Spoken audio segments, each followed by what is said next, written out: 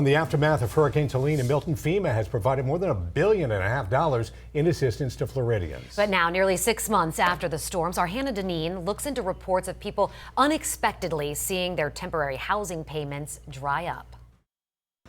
Scenes like this, boarded up buildings, have kept the recent hurricanes at front of mind for people along St. Pete Beach. Yet, some locals who still need help with housing say they feel forgotten.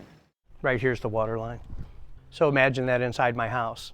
In a night, Terri Orr says he lost his home, his car, and equipment for his handyman business. Didn't know where to go, where to turn. You know, I put my roots here 4 years. He applied for temporary housing assistance through FEMA. This is what I went and rented with the FEMA drop of money. He'd expected an additional reimbursement in February, but says the money never came. It's the last day of February. Hey, look, I've got to pay March's rent.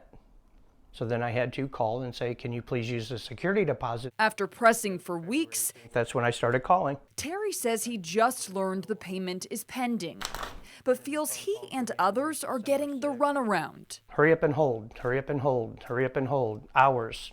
Everybody's different. It's a case by case. FEMA spokesperson Jaciel Olivero Melo says those receiving housing assistance must reapply monthly. They need to recertify. It's a month-by-month recertification. If they are missing any kind of documentation, that can delay the approval. She encourages all to keep diligent records and keep calling. Stay in touch and update any kind of materials or documentation. But Terri remains discouraged. Yep. Fearing complications with this process could leave him homeless. I'm glad the weather broke, because at worst case scenario, there's my house.